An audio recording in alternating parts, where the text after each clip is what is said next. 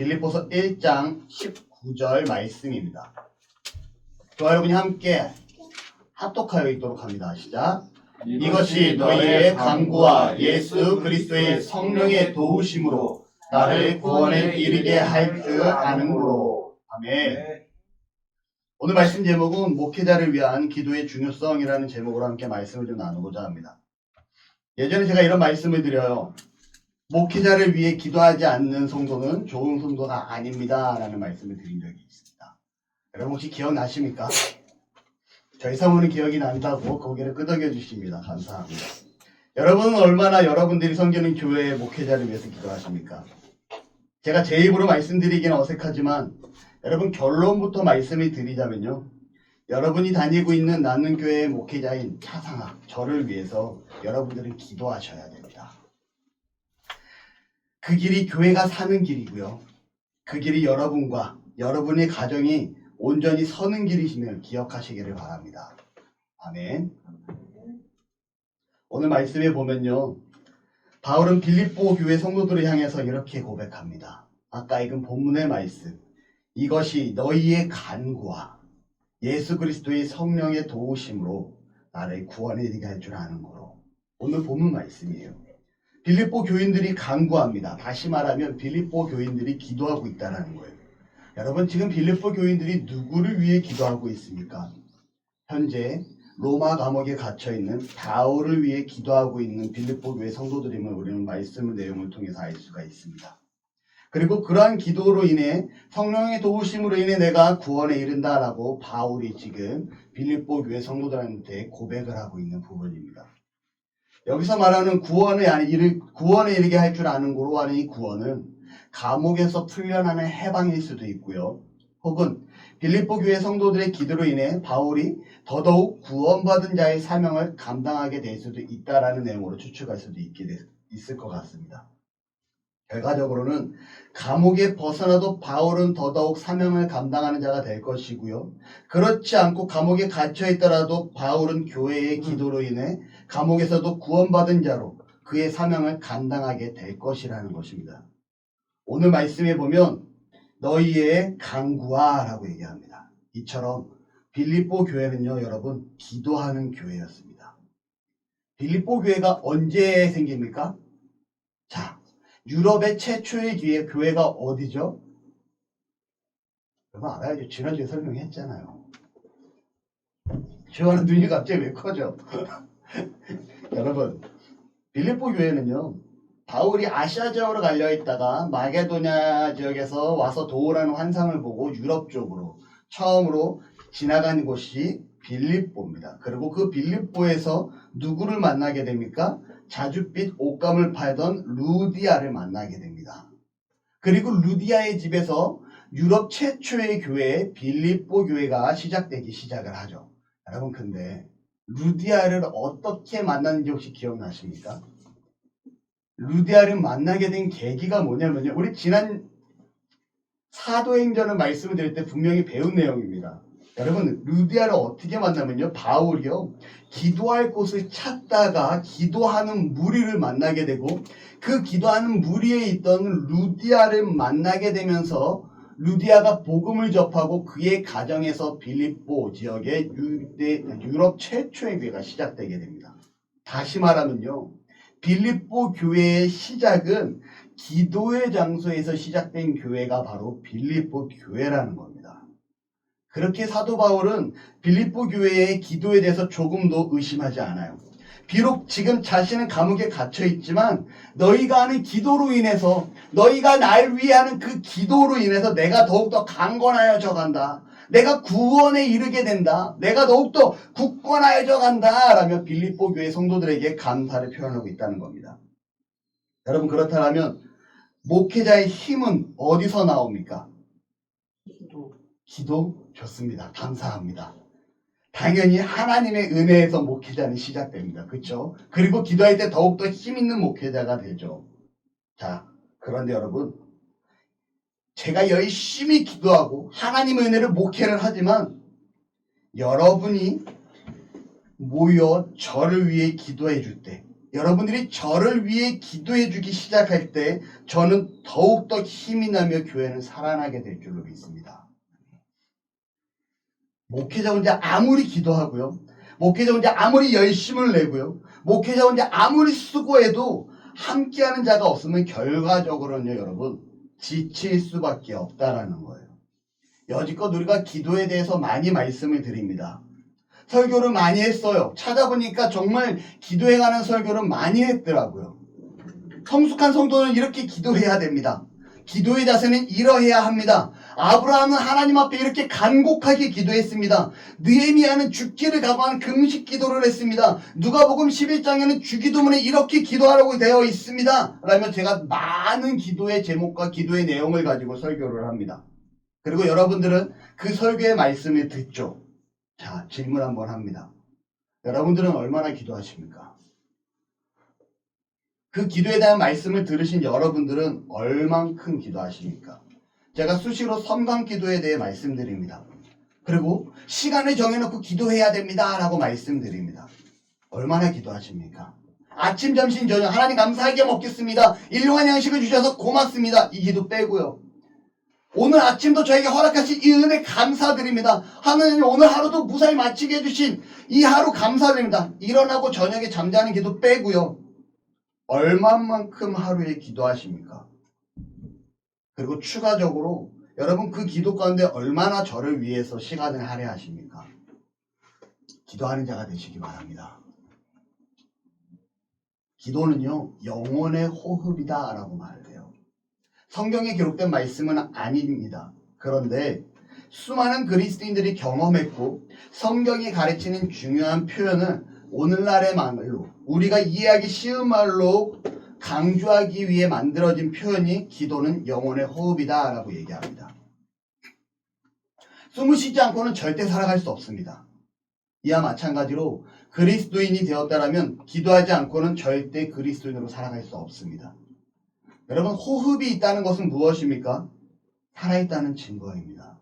그런데 이 살아있다는 증거가 호흡이 규칙적이고 지속적이어야 하는데 호흡이 일정하지 않습니다. 호흡이 지속적이지 않습니다. 어떠한 자일까요? 곧 죽을 자라는 거죠. 마찬가지로 여러분, 기도하지 아니하고 이 기도가 지속적이지 아니한다면 그리스도인이라 할 수 있을까요? 제가 되게 좋아하는 말씀입니다.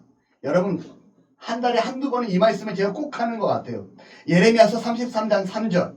너는 내게 부르짖으라. 내가 내게 응답하겠고 내가 알지 못하는 크고 은밀한 일을 내게 보이리라. 하나님께서 말씀하십니다. 내가 기도할 때, 네가 기도하는 그 시간에 내가 너를 향한 계획을 보여주겠노라. 그 크고 은밀한 일을 보여주겠노라 라고 약속하십니다. 그런데요, 이 말씀 그 앞절 내용이 뭔지 아십니까? 예레미야서 33장 2절의 내용은요, 이렇게 기록합니다. 잘 들어보세요. 이를 행하시는 여호와, 그것을 만들며 성취하시는 여호와, 그 이름을 여호와라 하는 이가 이와 같이 이르시도다. 너는 내게 부르짖으라. 이렇게 시작되는 거예요. 다시 말하면 무엇입니까? 하나님은요, 일을 행하시는 분이십니다.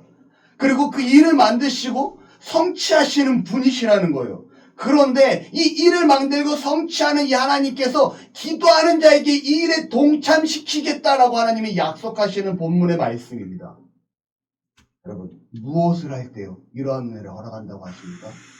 기도할 때 이러한 은혜를 허락하겠노라라고 하나님께서 예레미야 33장 2절과 3절에 말씀하고 있다라는 거죠. 한번 고민해 보시기 바랍니다. 과연 내가 그리스도인인가? 여러분, 나는 썬데이 크리스찬은 아닌 것 같아요. 저는 초심자도 아닌 것 같아요. 제가 그래도 11도도 좀 하고 주일 성수 잘 하고 있고요. 열심히 하고 있단 말이죠. 저는 썬데이 크리스찬은 아닙니다. 저는 초심자는 벗어났죠. 그래도 저는 그리스도인이에요 라고 말할 수 있습니까? 그렇다면 여러분, 다시 질문해 보시기 바랍니다. 그렇게 말하고 있는 나는 과연 기도하고 있는가? 스스로 고민해 보시기 바랍니다.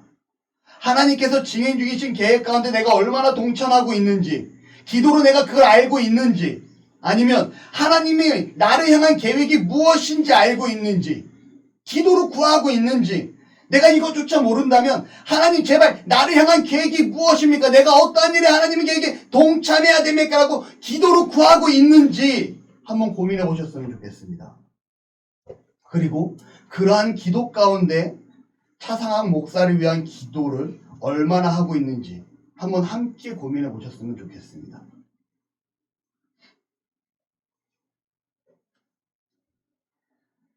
저는 여러분을 위해서 말씀을 전하기 위해서 노력합니다. 여러분들을 위해서 기도합니다. 그리고 여러분들을 위해서 헌신합니다. 제가 이렇게 여러분들을 위해서 수고하고 헌신하는데 저는 하나님 앞에 조금의 금전적인 보상을 요구한 적이 없습니다.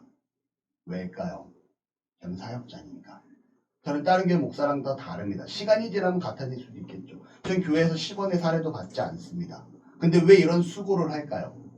하나님이 나에게 맡겨주셨기 때문에 감당합니다. 제가 여러분한테 당당히 요구할 거예요. 저를 위해서 기도해 주셔야 된다고.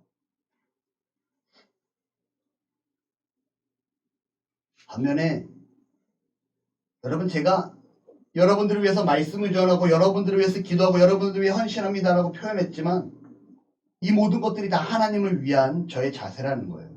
하나님 앞에서 저는 말씀을 준비하고 말씀을 전합니다. 저는 하나님 앞에서 여러분들을 위해 기도합니다. 저는 하나님 앞에서 헌신합니다. 왜요? 저는 목회자이기 때문에. 그런 저를 누가 책임지십니까? 하나님이 책임지시죠. 저는 하나님의 사람이기 때문에 그렇습니다. 그런데 여러분, 하나님이 책임지시고 하나님이 함께하는 저임에도 불구하고요, 사도 바울을 보니까 사도 바울은 저보다 더욱더 훌륭한 자였습니다. 저는 그의 발조차 쫓아갈 수 없는 정말 너무나 훌륭한 분이시죠. 제가 어떻게 그 사도 바울의 그 모든 것을 따라하겠습니까? 저보다도 훨씬 더 하나님의 말씀에 순종하였고 죽기까지 충성했던 가장 예수 그리스도를 닮았던 자다라고 칭함을 받는 이 사도 바울. 그 사도 바울조차 뭐라고 얘기하고 있는지 아십니까? 빌립보 교회의 성도들을 향해서 너희가 바울을 향해서 기도하고 있는 그 모습을 향해 기뻐하고 감사하고 있음을 말씀을 통해 보게 됩니다. 이 사도 바울조차 자신을 위해 기도해주는 그 빌립보 교인들에게 감사하고 있다는 거죠. 저보다 더욱더 하나님 앞에 충성했던 그런 가장 예수 그리스도의 모습을 닮아갔던 사도 바울인데 어제 가까운 동생과 통화를 합니다. 이 동생이 사업을 하는데 그 나라에서 받는 그 감사 같은 게 있어요. 그 감사를 하는데 서류와 이 모든 것들이 완벽해야 됩니다. 그리고 이 친구가 거의 한 달 전부터 이 서류를 하기 위해서 열심히 준비를 해요. 그래서 묻습니다. 어떻게 오늘이면 좀 마무리가 되나? 이 친구가 얘기해요. 오늘은 무조건 끝나요. 오늘은 무조건 끝납니다. 잘 됐네. 어떻게 혼자 해? 아니면 또 지난번처럼 여럿이 모여서 해? 오늘도 여럿이 모여서 합니다. 일이 많이 남았어? 아니요. 혼자 해도 충분한 일이에요. 근데 왜 여럿이 모여? 백지장도 맞들면 낫잖아요. 제가 혼자 하는 것보다 여럿이 모이면 낫잖아요. 이 친구가 이런 표현을 씁니다. 여러분, 목회는요 혼자 하는 것이 아닙니다. 여러분의 도움이 있어야 가능한 것이라는 거예요. 수많은 사도들이 성경의 훌륭한 인물들이요 어느 누구도 혼자 있지 않았었다라는 거예요. 하나님의 일을 감당하기 위해서 하나님께서 주변에 많은 사람들이 준비해주고 있었음을 우리는 보게 됩니다. 그러면 엘리야 어떤 자입니까? 엘리야 하면 생각나야 되는 단어가 있습니다. 선지자. 그렇죠. 구약에 하나님이 세운 선지자 중에 가장 위대한 선지자다라는 칭함을 받은 자가 엘리야입니다. 이 엘리야가요 400명의 아세라 선지자와 450명의 바알 선지자와 갈멜산에서 대결을 합니다. 자, 너희가 믿는 신이 참신인지 내가 믿는 하나님이 참신인지 제단을 쌓고 불이 내리는 하나님이 참신임을 우리가 믿자. 그리고 싸우기 시작을 하죠. 갈멜산에서 850명의 이방신 선지자들의 알물이 부지런히 기도하고 불을 찍고 메어 달리고 피부를 찍고 옷을 찢어도 불이 내리지 않습니다. 엘리야 선지자는 어떻게 하는지 아십니까? 자신이 준비한 그 제단 위에 물을 한 동이 붓고요, 두 동이 붓고요, 세 동이를 붓게 됩니다. 제단에 물을 붓는다라는 건 뭐예요? 불을 안 붙게 하겠다라는 의도잖아요. 너무나 놀라운 건 이 물을 얼마나 부었든지 제단 주변에 도랑이 되었다라고 성경은 기록합니다. 엘리야가 기도한과 동시에 하늘에서 불이 내려왔고 이 내려온 불이 얼마나 강력한 불이었는지 제단에 다 태우고 그 돌들을 태우고 그 주변에 도랑까지 태웠다라고 성경은 기록합니다. 살아계신 하나님이시죠. 아멘.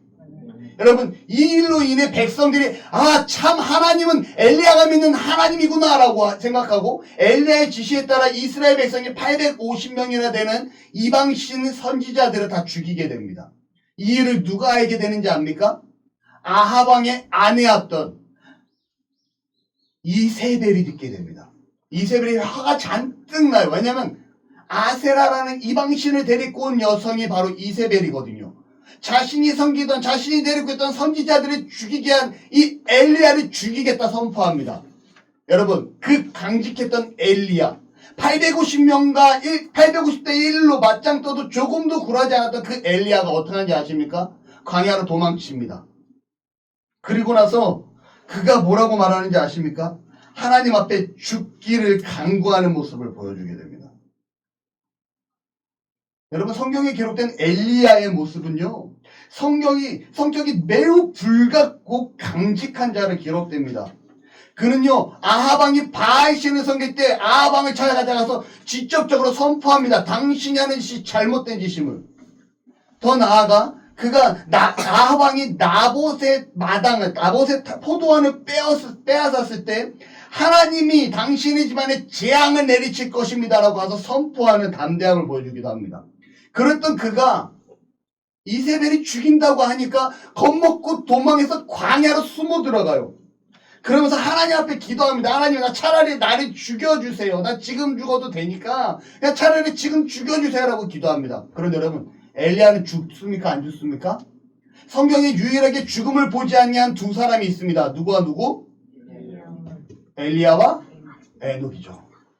죽기를 간구했던 자가요, 하나님께서 죽음을 보지도 아니하고 불마차를 준비해서 천국으로 데려가는 장면이 성경에 기록됩니다.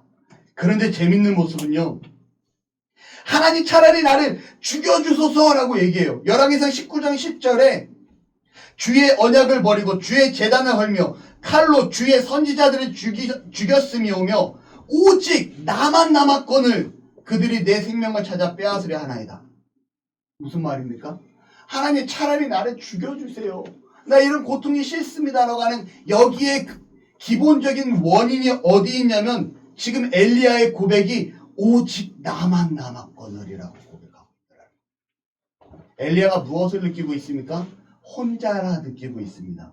외롭다 느끼고 있습니다. 여지껏 내가 강직하고 충성하고 열정적으로 하나님의 영광을 위해 나아갔지만, 내가 선포하고 외치고 정죄했지만 이제는 하나님 나 혼자입니다. 차라리 이러니 내가 죽기를 소원합니다라고 기도하는 엘리야의 모습을 봅니다. 그런데 하나님께서요, 이어지는 말씀에 하나님께서 내가 너와 함께하노라, 내가 임마누엘 하나님이지 않느냐, 이런 말씀 전혀 안 하세요. 저도 좀 의아스러웠습니다. 하나님께서 하시는 말씀이 뭔지 아십니까? 내가 너와 함께할 테니 외로워하지 말고 지쳐하지 말고 힘들어하지 마, 이게 아니에요. 하나님이 이렇게 말씀합니다. 열왕기상 19장 16절에 엘리야 너를 대신할 선지자 하나를 세우라, 엘리사를 선지자로 세우라라고 얘기합니다. 뭔지 아십니까? 엘리야의 사역이 마무리하기까지 엘리사와 동역할 동역자를 세우게 하십니다. 두 번째로는요, 그의 제자를 세우게 했다라는 거죠. 이제 혼자입니까? 혼자가 아닙니까? 혼자가 아니에요. 나와 함께할 동역자가 있습니다. 그러면서 이어지는 하나님의 말씀이 너무 멋있어요. 바알에게 무릎 꿇지 아니한 이스라엘 백성 7,000명이 준비되어 있다라고 얘기합니다. 하나님 나 혼자잖아요. 죽고 싶어요. 그냥 죽여주세요. 나 혼자라고, 외롭다고. 그렇게 외치는 엘리야에게 하나님께서 너에게 너와 함께할 제사장 엘리사가 있고 너와 함께할 7,000명의 성도들이 준비되어 있다. 힘내라고 얘기하는 하나님의 모습을 봅니다. 여러분, 하나님께서 내가 있는데 뭐가 부족한가, 나 하나로 부족해, 이렇게 말씀하지 않으셨습니다. 오직 나 혼자만 남았습니다는 그의 고백에 하나님은 너와 함께할 동역자가 있다라고 말씀하고 계시다라는 거예요.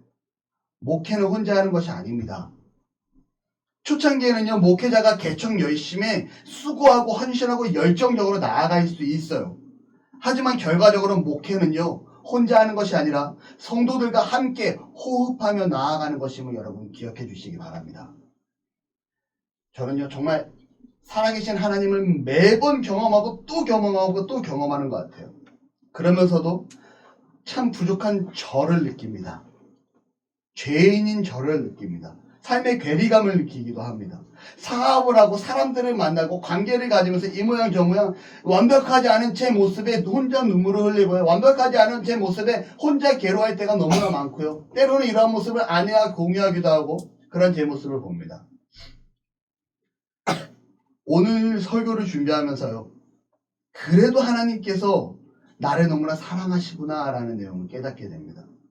오히려 이 말씀을 준비하는데 소름이 돋습니다. 여러분한테 죄송한 표현이 될지 모르겠는데요. 제가 한 선배 목사님한테 전화를 해요. 그리고 선배 목사님께 자문을 구합니다. 목사님, 교회 석수가 작기는 합니다. 그래도 교회에서 목회자 사례가 나오지는 않지만 재정적으로 독립해서 운영될 수 있는 교회입니다. 이런 교회에 담임 목사님을 모시면 과연 올까요? 그러자 이 목사님이 이렇게 얘기합니다. 차목사 얘기지? 차목사, 예. 옛날에는 주일 낮 예배 드리는 것만 해도 벅차있잖아. 맞습니다. 그런데 언제부턴가 올해 초에는 신방했다 그러고. 맞습니다. 금요기도회부도 하고 있고. 맞습니다.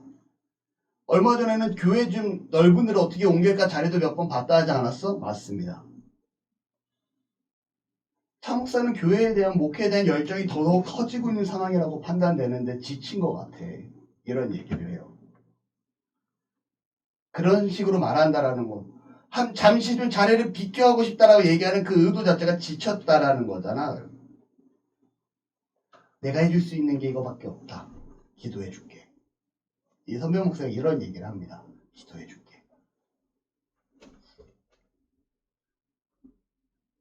말씀 준비를 하는데 사무엘서가 끝나고 열왕기 상하를 할까 무엇을 할까 고민을 하다가 계속 그 왕 얘기하는 게 지칠 것 같아서 신약으로 넘어가자. 그래서 신약에서 무엇을 할까 하다가 에베소서를 끝냈던 기억에 좋아. 그럼 에베소가 끝났으니 이번에는 에베소서 빌립보서를 하자 해서 빌립보서를 준비합니다.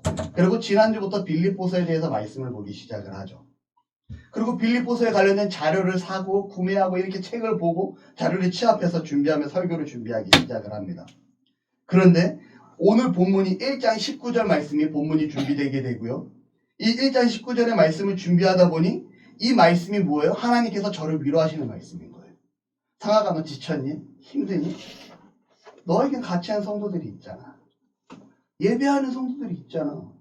내가 바알에게 무릎 꿇지 않냐 7,000명을 준비하고 있는 너에게 함께하는 자들이 있잖아. 하나님께서 말씀하십니다. 설교를 통해서 저에게 살아계신 그분께서 위로의 말씀을 전해주시는 거예요. 여러분, 목회는요 저 혼자 하는 것이 아닙니다.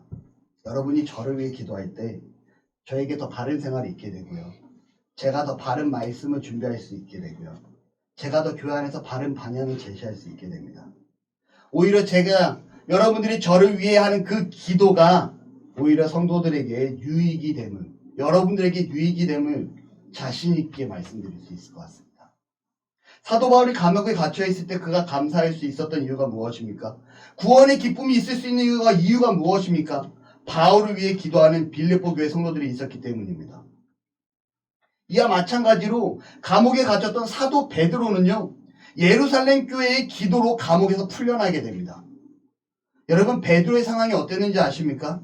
함께 동고동락했던 야고보, 예수님의 12제자 중 하나였던 그 야고보가요, 헤롯 아그리파 1세의 정치적인 계략에 의해 그가 순교를 당하게 됩니다. 죽임을 당하게 돼요. 그리고 도망하는 베드로를 잡아서 감옥에 가두게 되죠.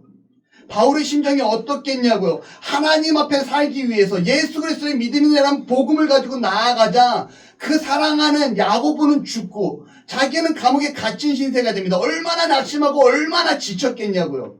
근데 여러분, 성경은 이렇게 기록합니다. 사도행전 12장 5절에 교회는 그를 위하여 간절히 하나님께 기도하더라. 이 일로 인하여 천사가 베드로에게 나타나게 되고요. 베드로를 깨워서 그 감옥에서 벗어나는 은혜가 있게 합니다. 혼자서 외로운 가운데 죽기를 간구했던 엘리야 선지자는 하나님께서 엘리사와 7,000명을 준비하십니다.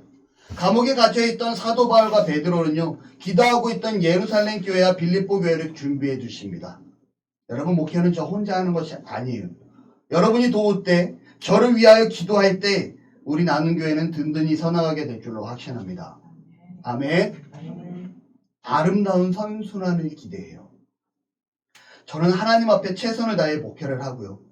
여러분들은 그런 저를 위해 함께 기도해주고 그런 기도의 후원과 동역이 있는 저는 더더욱 열정적으로 하나님 앞에서 여러분들 앞에 서게 되고요. 그럴 때 여러분들은 더 좋은 말씀과 더 좋은 영향력으로 이어지게 되는 이러한 아름다운 선순환이 있는 복된 우리 나눔교회가 되시기를, 그런 은혜가 있기를 축원합니다. 기도하겠습니다. 하나님 사랑합니다. 하나님 고맙습니다. 하나님 감사합니다. 우리를 사랑하시고 나눔교회 안에 각각의 지체로 예수 그리스도 안에 함께 살아나아갈 수 있게 하시니 감사드립니다. 우리가 합력하는 교회가 되게 하시고 서로가 서로를 위하는 교회가 되게 하시고 목회자는 성도들을 위하여 더더욱 수고하며 헌신하고 성도들은 목회자를 위하여 기도하며 헌신할 수 있는 아름다운 선순환이 이루어지는 교회가 되어지기를 원합니다. 하나님, 우리 나눔교회를 기억하시고 나눔교회 가운데 아름다운 선순환이 이어지도록 주장하시고 함께하여 주옵소서. 예수님의 이름으로 기도합니다. 아멘.